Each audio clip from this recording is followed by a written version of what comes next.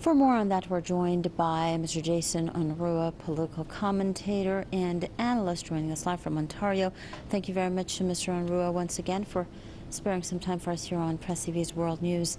Now, what is your take on the comments that were made by Iran's national security, the head of Iran's national security?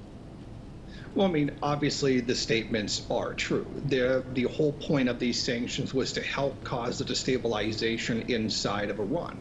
This, of course, has proven not to work. I mean, things are still stable inside the country, both economically and socially. Apart from this desire to cause unrest in the country, it certainly has had the opposite effect. This has brought people together.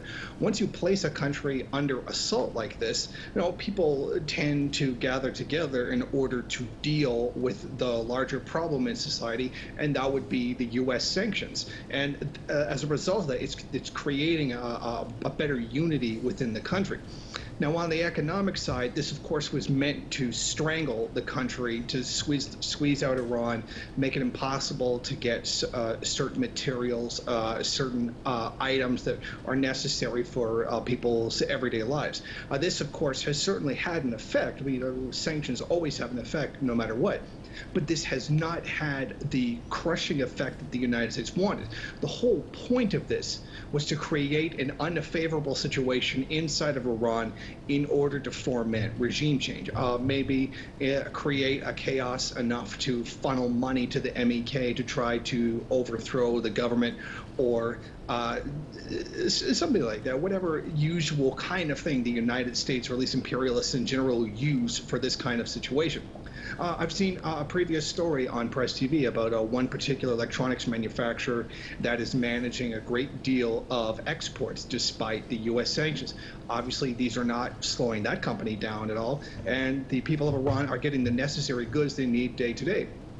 The fact is, the United States has been carrying out this attempt to destabilize the country for some time now. And the point that he makes is that this has not been successful. In many countries, particularly Venezuela, these sanctions have been very, very successful at causing the kind of chaos that they are intended to do. But so far, all of these have been failures. The attempt to, the seizing of the oil tanker in the end has been an exercise in futility, which has accomplished nothing but to, frankly, annoy the authorities in Gibraltar and antagonize Iran anymore. Nothing was actually gained from it as a result. I think it's showing that despite all these efforts, it is not having the intended effect that they were looking for. And I think perhaps Trump, probably very much Trump, and the war hawks that he tends to surround himself with have severely underestimated the ability of Iran to survive these kinds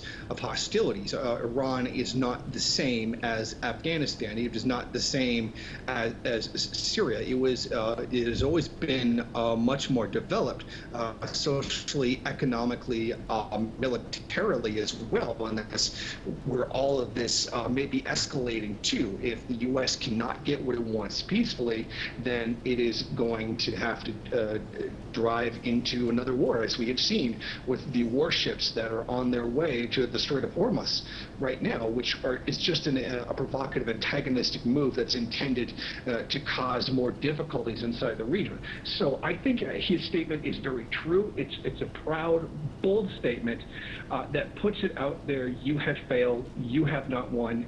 We are still here. Thank you very much, Mr. Unruhe. That was Jason Unruhe, political commentator and analyst, joining us from Ontario, elaborating on the comments that were made by Iran's Supreme National Security Council, the head of Iran's National Security Council.